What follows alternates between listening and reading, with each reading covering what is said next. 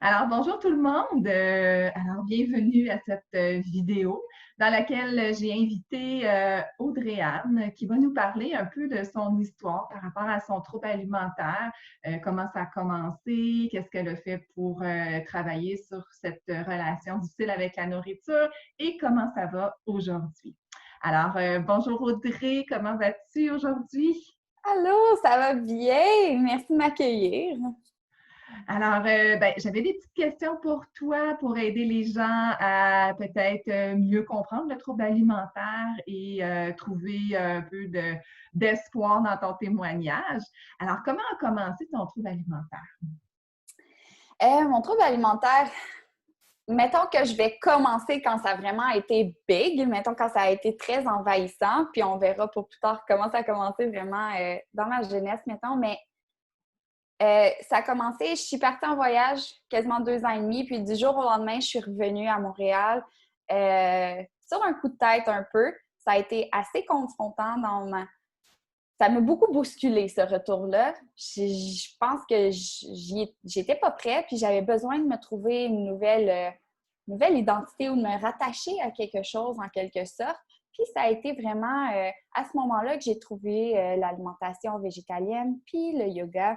Euh, mais ça a été comme mon seul salut, là. Je me suis rattachée à ça et l'alimentation, elle a comme pris une grande place dans ma vie. Puis là, de végétalienne, j'ai commencé à vraiment me créer beaucoup de restrictions puis de règles. Euh, Rapidement, c'était vraiment comme de l'orthorexie, là, tu sais, quand tu veux manger parfaitement, mais de parfaitement, je suis passée à rien, tu sais, à presque rien par jour, à me dire ah ben je peux passer le déjeuner, je vais juste manger ma salade au dîner, puis ah ben c'est correct, je peux passer mon dîner, tu sais, je mangerai au souper, mais je savais que j'allais pas manger au souper, mettons, parce que je travaillais. Fait que rapidement, tu sais, ça a déboulé à comme de l'anorexie. Puis de phase anorexique, un jour, ben, étant devenue très petite, mes amis m'ont arrêtée, puis ils m'ont dit qu'il fallait que je change quelque chose, que je ne pouvais plus Les continuer. inquiets, les Ouais, ils étaient vraiment inquiétudes. inquiets. Puis ils m'ont dit, il faut que quelque chose se passe. Puis à ce moment-là, c'est comme si il y a un switch qui s'est passé dans ma tête, comme si je venais d'avoir le ticket vert, le droit de manger soudainement. Puis mon anorexie s'est transformée en phase intense d'hyperphagie où je mangeais des quantités énormes de nourriture en très peu de temps. Même beaucoup de nourriture dans un corps que ça fait 6-8 mois qui est sous-alimenté, rapidement, tu es trop plein. Puis là, j'ai commencé à prendre du poids. Moi j'étais bien là en étant petite. Fait que prendre du poids, ben là, tu veux compenser. Comment tu compenses?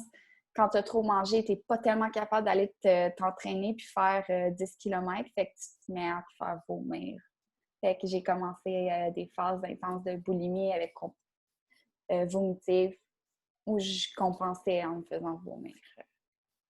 Alors, Hmm. oui, ça a duré quasiment 3 ans de phase très restrictive, anorexique à phase boulimique. Puis, tu sais, je passais de l'un à l'autre. Ouais, OK. c'était très cyclique.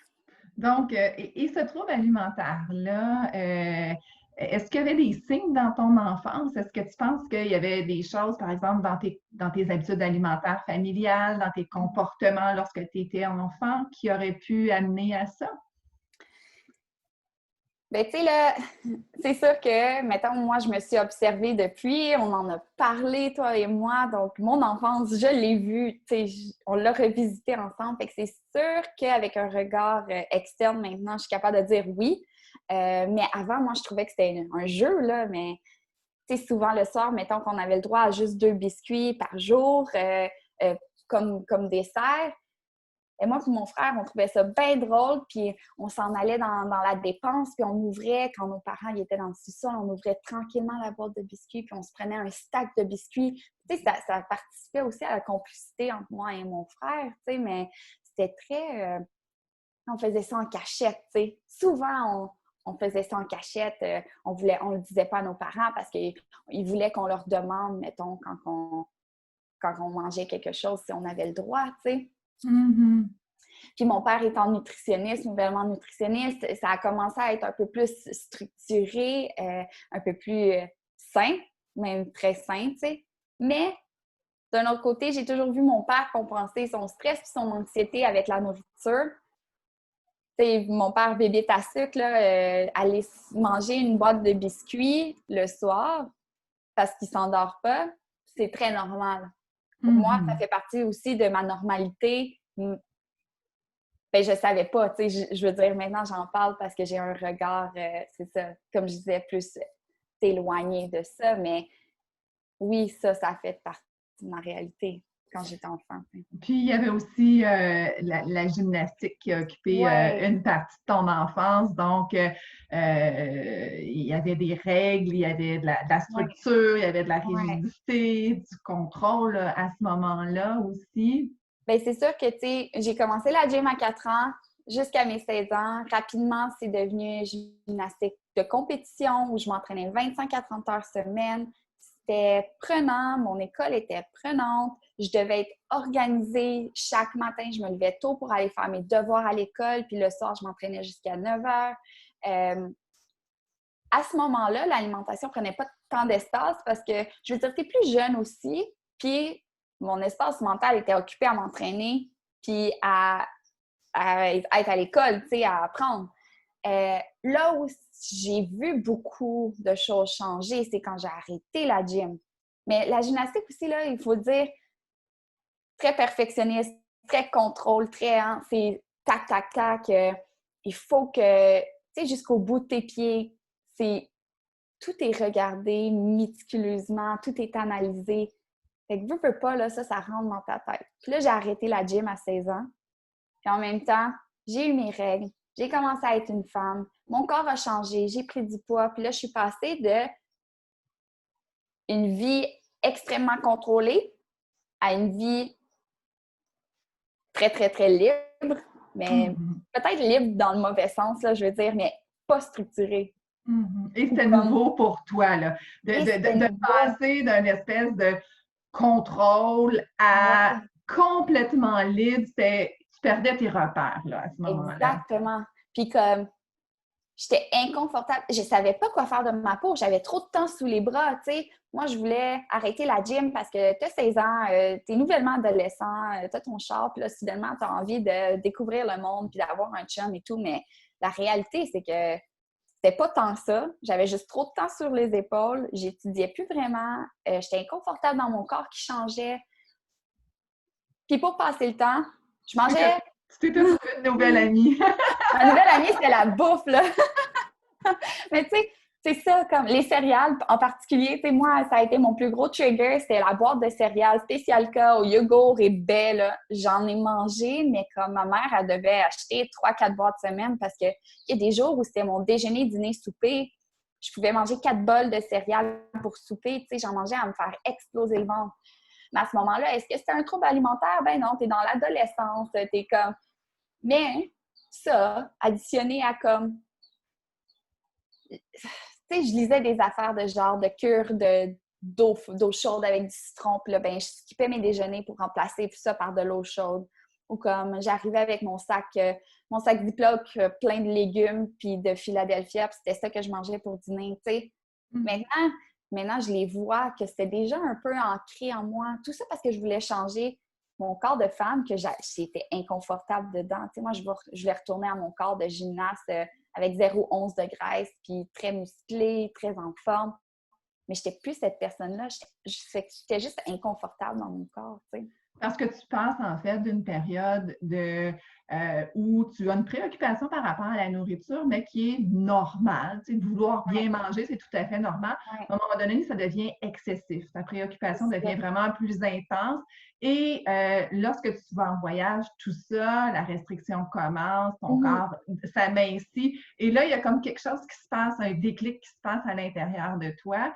Ouais, Tes amis te disent, là, il y a quelque chose qui ne va pas, tu maigris trop, tu tombes dans une phase obsessive, compulsive à ce ouais, moment-là, mais là, tu te sens vraiment en perte de contrôle parce que tu passes d'une période de contrôle à perte de contrôle. ouais, Et c'est c'est ça. là que vraiment le trouble alimentaire, tu l'as senti envahissant et Ah trop ouais. préoccupant, là.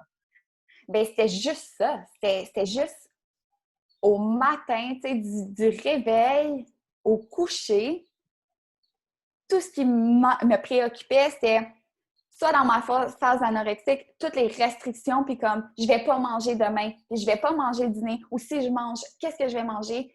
Qu'est-ce qu'il va y avoir dans ma salade? Je peux pas mettre de noix parce que c'est trop calorique. Je vais mettre seulement un quart d'avocat parce que les avocats, c'est trop... Tu sais? Fait que ça, ou dans ma phase boulimique qui est genre oh my God, demain, je vais me faire des pancakes pour déjeuner. Mais après les pancakes, ils ne me satisfont pas. Donc, qu'est-ce que je vais manger après? Des toasts au beurre de pinot. Puis là, ça s'empile. Puis c'est comme, c'est quoi mon prochain repas? C'est juste ça que je pensais. Je m'endormais en regardant des vidéos de bouffe. Mm-hmm. Comme je m'étais tellement restreinte que là, il n'y avait plus de limite, là, vraiment. C'était tout ce que j'avais voulu manger auparavant. Là, je pouvais me l'accorder. Mm-hmm. Fait que, tu sais, c'est très prenant, là. Tu n'as pas d'espace mental pour rien d'autre que ça, là. Donc, le trouble alimentaire prend beaucoup de place Ah, mon Dieu, ouais. et très envahissant. Est-ce qu'il est envahissant au niveau social? Ouais, ben dans le fond, rapidement, tu t'isoles. Parce que rapidement, tu es comme... Mettons en phase restrictive, le monde te dit tu manges pas, puis en phase boulimique, ben mon Dieu, tu manges donc bien. Ou comme, tu sais, il y a tout le temps des commentaires, tout le temps, fait que de moins en moins. Puis aussi parce que les gens autour de toi te connaissent.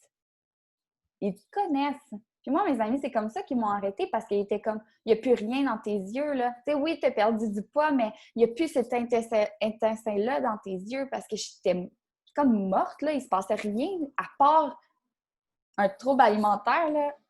Fait comme les gens autour de toi, si tu continues à sortir, les gens remarquent, puis les gens font des commentaires. Puis ces commentaires-là sont confrontants parce que tu es tellement pris dans ta tête, tellement pris, tu veux pas t'expliquer non plus. Tu as tellement honte, puis c'est tellement honteux, puis tu te sens tellement coupable de faire ça à toi-même, puis que les gens ils remarquent en plus. Fait que tu t'isoles beaucoup. Donc, tu te replies avec ton trouble alimentaire plutôt qu'à ce moment-là d'aller chercher du support, soutien de tes amis autour de toi. Non, c'est exactement. Tu te replies sur toi-même, tu t'isoles et puis... Tu es seule avec ton trouble alimentaire Tu es à un moment seule. donné. Oui, tu es seule puis tes amis, ils ont une limite de compréhension. C'est difficile à expliquer parce que personne comprend, on dirait, ce que tu vis parce qu'ils ne vivent pas. Puis, fait qu'à un certain point, tu arrêtes. Si tu as décidé d'expliquer, c'est pas long avant que tu arrêtes d'essayer d'expliquer parce que tu penses que ça vaut pas la peine. Ça vaut pas la peine parce qu'ils comprendront jamais. Eux, ce qu'ils te disent aussi, c'est pas ce que tu veux entendre. C'est ce qu'ils te disent, c'est ben, arrête de manger. Ouais, ou mange quelque chose. Oui, mais c'est pas comme ça que ça marche. Pas parce que tu me dis de manger que je vais aller manger. Fait que c'est ça. Puis à ce moment-là, tu te sens envahi par le trouble alimentaire. Et est-ce que c'est à ce moment-là que tu décides d'aller consulter? J'avais déjà consulté auparavant. Je pense que c'était pas la bonne personne pour moi. Elle n'était pas, je pense, adaptée au trouble alimentaire. Donc, j'avais pas l'impression d'avancer sur ce niveau-là. Fait que j'ai essayé par moi-même. Tu sais, je suis partie en voyage. Je suis pas retournée, mais je suis partie en voyage. Je suis allée en Indonésie faire mon cours pour être prof de yoga. Je suis partie 3 mois. 3 mois où mon trouble alimentaire n'existait pas. C'était comme, j'étais ailleurs, je pouvais être libre d'être ce que je voulais, puis j'étais entourée de gens tellement ouverts, du monde du yoga, puis je bougeais mon corps chaque jour, je me sentais bien. Je suis revenue à Montréal, ça n'a pas été long que 2 mois plus tard, une phase restrictive est réapparue. Elle a duré 6 mois environ, puis une phase boulimique est revenue. Tu sais, comme toujours, ce cycle-là de restriction puis boulimie. Et puis, c'est à ce moment-là, c'était en 2019, c'est à ce moment-là que je vais toujours me souvenir, j'étais couchée sur mon balcon, puis j'en étais à ma 3e crise pendant la journée, puis je me sentais pas bien, là. Pour moi, 3 crises, c'est 3 crises avec vomissement. Donc, j'avais probablement mangé, 6000 calories dans ma journée, là. Je me sentais pas bien. C'est à ce moment-là que tu m'as appelée. Puis Pour moi, c'était juste un signe que c'était à ce moment-là que mon rétablissement commençait, tu sais, que ma guérison commençait. Genre, Et puis toi, que tu me dis, je reste à Montréal. Ah, OK, ouais. mais pourquoi tu choisis pas quelqu'un qui reste dans ta région? Et là, tu me dis, ben, je pense que ça va cliquer avec toi. Oui! Il faut tellement trouver la bonne personne parce que c'est pas tout le monde qui peut t'aider. Puis toute une approche, c'est de pleine conscience puis d'amour de soi. Puis je pense que c'est ça que j'avais besoin parce que j'avais déjà les outils, puis j'avais déjà les connaissances. Il me manquait ce pont-là, ce lien à faire entre oui, ce que je connaissais puis ce que je n'étais pas capable de mettre en place. Puis c'était toi, puis je sais pas, des fois tu le sais, là. Fait que c'est important de bien se magasiner, là, je veux dire ça, c'est un peu dégueu comme terme, mais se magasiner son thérapeute, genre. Ouais. Mais ce qui est important, c'est que tu dois comprendre que tu avais toutes les réponses à l'intérieur de toi. C'est Oui, pas les gens qui souffrent d'un trouble alimentaire savent ce qui se passe à l'intérieur d'eux, mais ont de la difficulté à bien se connaître puis à bien connecter avec ce qui se passe à l'intérieur. Donc, le rôle de l'intervenant, c'est vraiment de t'aider à oui, voir qu'est-ce qui se passe à l'intérieur de toi, apprendre à te connaître, apprendre à connaître tes déclencheurs, apprendre à connaître oui, tes croyances pour oui, pouvoir les déprogrammer, ces croyances-là. Donc, c'est le travail que j'ai fait avec toi. oui. Oui, C'est long, là, c'est... Oh mon Dieu que c'est long. Puis oh mon Dieu que c'est difficile, tu sais, entreprendre une thérapie, puis c'est confrontant. c'est confrontant, et puis tu vas frapper tellement de murs, mais tellement de murs, puis comme, t'as envie d'abandonner. T'as envie de te dire, oh mon Dieu, je suis tellement mieux, comme c'est tellement confrontant, c'est tellement, puis épeurant, parce que tu sais pas qu'est-ce qui se passe après. Fait que c'est tellement plus facile de dire, je vais rester dans mon trouble alimentaire parce que c'est ça que je connais. Mais il Mhm. faut persévérer, puis il faut pousser, puis tu vas en pleurer des shots, puis souvent, tu vas sentir que tu retournes à la case départ parce que tu es retombé en crise, parce que tu t'es refait vomir, parce que tu as passé 3 jours à te restreindre, parce qu'il faut passer par-dessus ça. C'est des étapes à passer. Parce que Puis, c'est normal aussi de oui, vivre, de vivre.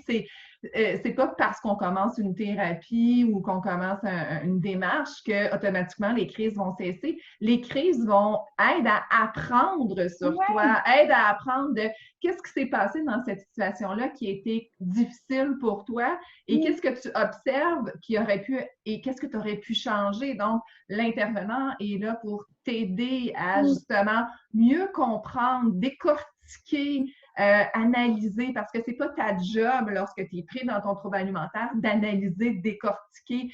C'est vraiment, tu donnes ça à l'intervenant pour que oui. on puisse reprendre ça ensemble et intervenir, on disait briser la séquence, tu Oui. te rappelles? Ouais, oh mon Dieu, briser la séquence.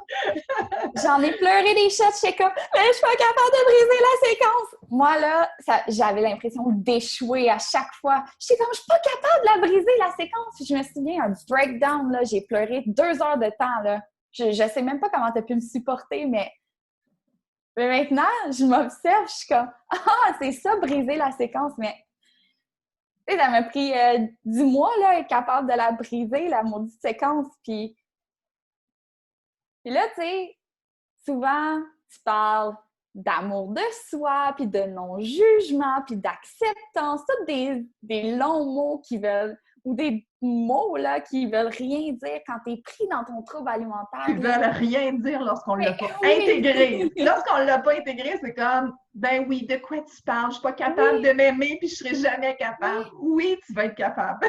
Ah, c'est tellement dur parce que quand tu es pris là, dans ta tête, puis là, tu es dans ta tête, puis tu es dans ton trouble alimentaire, puis c'est une tornade, là, puis ça dévaste tout, puis il y a de la place pour rien d'autre. Tu as juste envie. Là, c'est. Je vais me censurer, mais non, t'as juste envie d'envoyer chier un petit peu. Tu sais, t'es comme, arrête, je ne sais pas de quoi tu parles, puis t'as beau me le répéter, ça marche pas. Puis tu sais, tu deviens un peu négatif parce que ça avance jamais assez vite.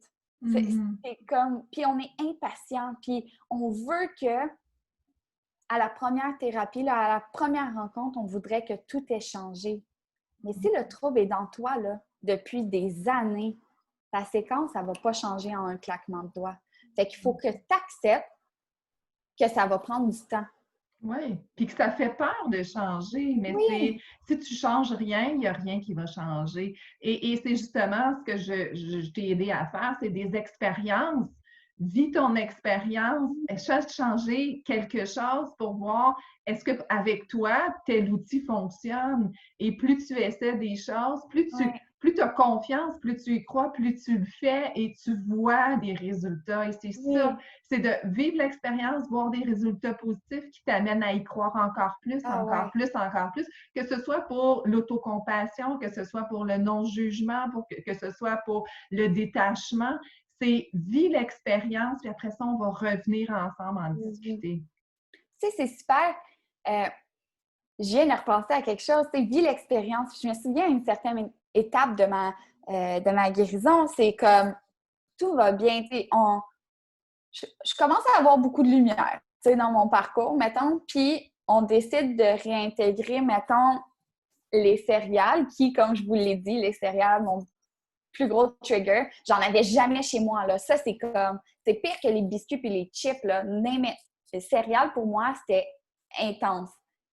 Là, c'est de réapprivoiser cet aliment-là, puis de le... Puis là, je devais l'intégrer à mon alimentation. Puis c'était comme, essaie d'en manger quand t'es calme, entouré de personnes, tu sais, avec ma coloc, mettons, qui est une de mes meilleures amies, tu sais, pour comme le manger, puis me rendre compte que cet aliment-là, c'est juste un aliment comme un autre, tu sais, puis que je peux en manger un bol sans avoir l'impression que je dois défoncer la boîte au complet, tu sais. Ça, si c'est pas confrontant, là, pour quelqu'un avec un trouble alimentaire, je sais pas c'est quoi, mais Mais ça m'a déclenché. ouais, Non, mais mais ça m'a déclenché des crises énormément, cet comme aliment-là était extrêmement tabou pour toi. oui, Et avec le temps, il s'est construit quelque chose autour de cet aliment-là oui, d'incroyable. Hein? Qu'est-ce qui se passait avec ta coloc lorsque tu mangeais oui. tes céréales? Oh mon Dieu, mais avec ma coloc, quand on a commencé à racheter des céréales, je mangeais, quand j'avais des crises, je mangeais la boîte au complet, puis je partais au dépanneur pour aller acheter une autre boîte avant qu'elle revienne, pour pas qu'elle remarque que j'aille manger la boîte au complet. Là, mettons qu'elle était mangée à moitié, je remangeais la moitié de la... Tu sais, je développais des comportements pour que ma coloc ne remarque pas que j'ai eu des crises. Tu sais, Mm. maintenant, à ce jour-là, je pourrais vous montrer, j'ai 2 boîtes de céréales dans ma dépense. Je sais même pas c'est quand la dernière fois que j'ai mangé un bol de céréales. Là, ça a l'air beau parce que je vais bien, puis blablabla, puis tu vas... Mais, ouais, mais j'en ai mangé des boîtes, là.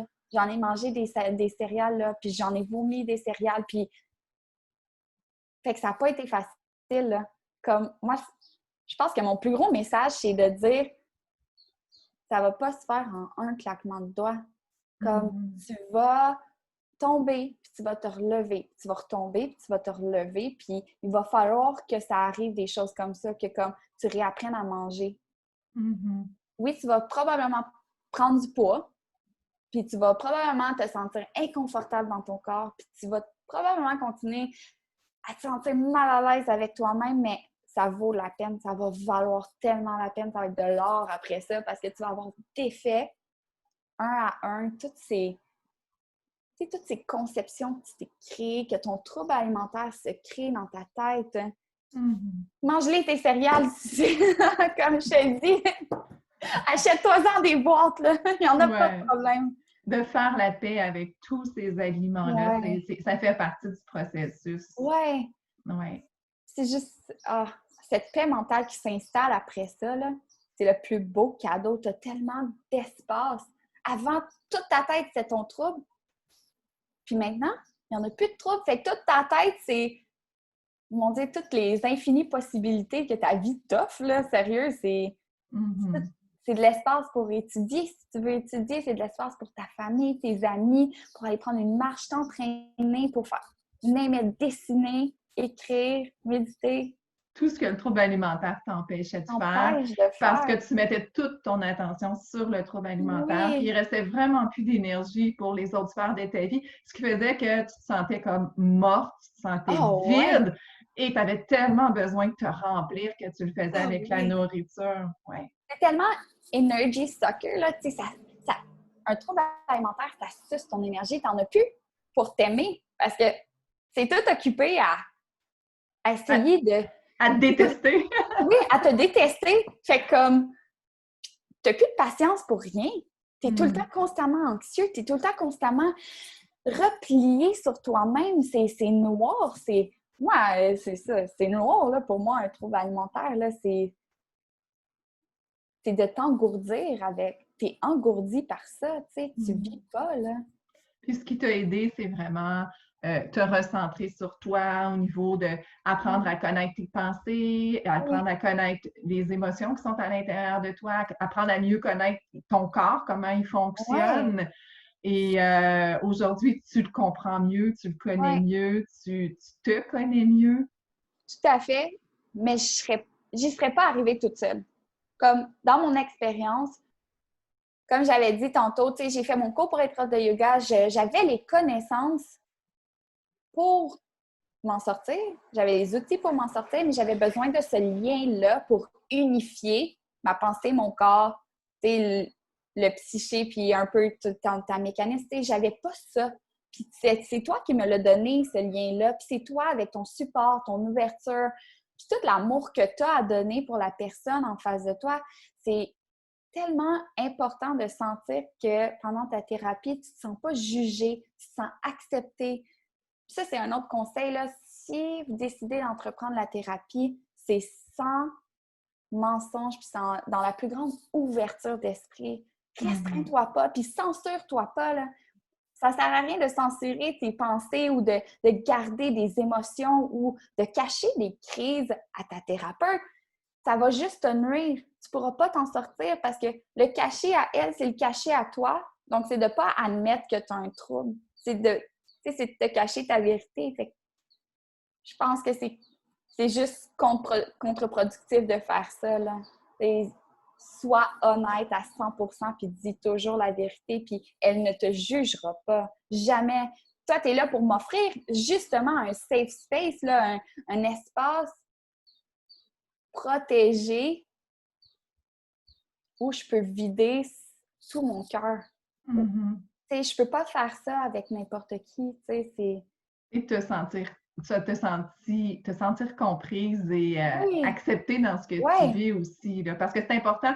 Si moi, je te le donne, ça va t'aider aussi à ce que toi, tu apprennes à te le donner, cette oui, compassion-là, ce respect-là, oui. cette bienveillance-là, qui est tellement difficile à cultiver lorsqu'on a un trouble alimentaire, Ah. mais qui est tellement aussi essentiel.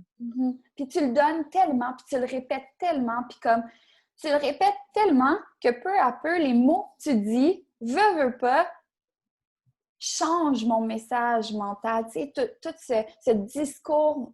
Moi, j'ai le discours négatif de, de hate, là, de comment on dit ça? Tu sais, de ne pas m'aimer constamment, de culpabilité, de honte. Moi, c'est ça le discours que mon trouble alimentaire m'amène. Toi, tu m'amènes un discours de lumière, de bienveillance, d'acceptance. Puis tu le répètes tellement qu'un veut pas, à un certain point, ce discours-là, je l'ingère, tu sais. Là, il commence à jouer dans ma tête. Puis il commence à prendre la place de mon discours négatif puis dark du trouble alimentaire jusqu'à temps que je me l'approprie puis qu'il devienne moi. Mais sans toi pour me l'apporter, je pense pas que j'aurais été en mesure de le faire par moi-même. Fait que j'avais besoin de tout ton amour puis toute ta lumière pour moi, avoir tout mon amour pour moi-même puis me créer ma propre lumière aussi, tu sais. Ouais. C'est un beau message à livrer aux gens. Aujourd'hui, le suivi avec Audrey est terminé. Elle expérimente son alimentation de façon saine Oui. aujourd'hui. Ça va beaucoup mieux. Est-ce qu'il y a encore des petits moments de doute ou d'incertitude? Il va toujours en avoir. Je pense que c'est irréaliste, c'est aussi encore une fois se mentir de penser que un coup que tu es lâché à toi-même, tu sais, moi, j'étais prête. Je me sentais tellement prête à entreprendre ma thérapie, je veux dire, par moi-même, ma guérison par moi-même, parce que j'avais tous les outils en ma possession pour le faire. Mais j'étais prête. Ça, je tiens comme à le souligner, là, je le sentais en dedans de moi, puis ça faisait plusieurs semaines que je sentais que je pouvais le faire par moi-même. Chose que j'avais jamais sentie auparavant. Puis même des fois qu'on s'était pas vu, il a fallu que je prenne peut-être 2 thérapies la semaine d'après, tu sais, parce que j'en avais besoin, tu sais. Fait que oui, en ce moment, ça va bien. Ça va vraiment bien. Mais oui, il y a des journées qui sont plus difficiles. Des journées où je suis SPM, que je sais que je vais être dans ma semaine, là. Tu sais, c'est des journées très hormonales où tu as besoin de plus manger. Ben je me pose, puis je mange plus. Puis à la place de me dire non, je vais manger, je vais me restreindre comme puis je vais manger moins, tu sais, je peux pas m'accorder cet extra scoop de beurre de peanut, je vais la manger, tu sais, parce que je sais que pour moi, si je me restreins sur cette cuillerée de beurre de peanut, eh bien, ça va juste, ça va juste débouler. Donc, tu as besoin d'être très Oui, attentive aux exactement. signes qui Oui, pourraient être précurseurs d'un dérapage ou d'une restriction ou d'une compulsion. exactement. Fait qu'il faut Ouais. s'observer. Là. Moi, c'est chaque jour, là, à chaque minute, tu es constamment en train d'être. Puis là, je vais dire vigilant, mais c'est pas une vigilance stressante. Exact. C'est pas stressant, là. Je suis pas tout le temps en train de me dire je suis en crise. Je vais-tu faire une crise? Comment je me sens? Jamais. Tu sais, c'est pas comme ça. C'est plus vraiment, je suis bienveillante envers moi-même. Puis, tu sais, là, bienveillante, on dirait que c'est un long mot, mais c'est juste, je suis constamment un peu, ah, OK, qu'est-ce qui se passe en dedans de moi? J'ai faim, j'ai pas faim. Tu sais, c'est d'être tellement plus calme et posée par rapport à ça. Être présente. Oui, Être présente à ce que tu vis et non pas être anxieuse de ce que tu oui. vis. Ah Oui. oui, ça, c'est vraiment, c'est ça que, tu sais, quand j'étais comme ça, c'est de l'anxiété pure, là, du stress pur de comme de me dire, oh mon Dieu, comment ça va se passer aujourd'hui? J'en ai, j'ai plus ça, puis même les journées où j'ai plus mangé, je suis OK avec ça. Tu sais, si j'ai mangé un sac de chips parce qu'on est allé au parc et puis tout le monde, c'était comme un peu le party. Je m'en veux plus, puis je me suis pas restreinte. Avant, j'en aurais pas mangé de chips. Mais derrière ma tête, je me serais dit, demain, ma coloc n'est pas là, je vais aller m'acheter 2 sacs de chips. Mais non! Là, je suis au parc, je profite du moment, je mange mon sac de chips et puis j'y pense plus, là. Mm-hmm. C'est vraiment la délivrance de la pensée compulsive, tu sais. C'est comme, Tu te connais bien maintenant oui, et tu es en paix de plus en plus avec toi. Puis si oui, dans l'agitation, c'est juste une petite lumière jaune qui s'allume pour te dire OK, mets ton attention ici, Audrey, ouais, si tu veux que ça continue d'aller bien. oui, c'est ça. Puis tu sais, je sais qu'on a arrêté le suivi, mais je sais que tu es là. Puis je sais que tu es disponible. Puis ça, c'est tellement réconfortant. Comme un message texte, tu vas me répondre. Puis, tu sais, je sais que je l'ai fait à plusieurs reprises. Ouais, ça va pas aujourd'hui, mais j'ai réussi. Puis, tu sais, mes petites victoires, je te l'ai dit encore parce que j'ai envie que tu sois aussi fière que moi aussi, je suis fière de moi, d'être capable de faire ça. Puis, comme, ça, tu sais, si tu me parlais, là, en août passé, quand j'ai entrepris la thérapie, j'aurais jamais pensé possible d'être en train de vous parler en ce moment puis de me sentir aussi bien. Puis aussi Oh, en paix. C'est vrai! Puis je sais c'est que un beau, c'est un beau mot de la fin, Audrey. j'ai comme quasiment la larme, là. Eh bien, je te remercie énormément d'avoir pris le temps pour nous partager ton histoire, Audrey. Je pense que ça va aider les gens à, à amorcer peut-être une démarche pour se rétablir puis avoir Ouais. confiance que c'est possible de guérir de son trouble alimentaire, puis d'apprendre à le connaître, son trouble alimentaire, puis d'arrêter Oui! d'avoir peur de lui Oh mon Dieu, tellement. et d'y faire face et une Ouais. fois pour toutes, lui dire c'est moi qui prends le contrôle de ma vie et non pas le trouble alimentaire. Ah, mais tellement, là, tellement. Puis c'est tellement libérateur, là. J'ai toujours... OK, dernier mot de la fin, puis après, j'arrête, c'est sûr. Mais c'est parce que j'ai tout le temps... OK, une chose que je me disais tout le temps, c'était que j'étais quelqu'un de libre, puis j'aime voyager, puis pas avoir d'attache.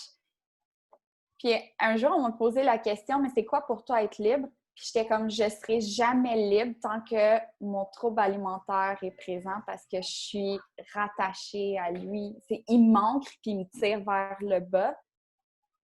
Depuis que c'est plus là, j'ai trouvé c'était quoi ma vraie liberté. C'est magnifique.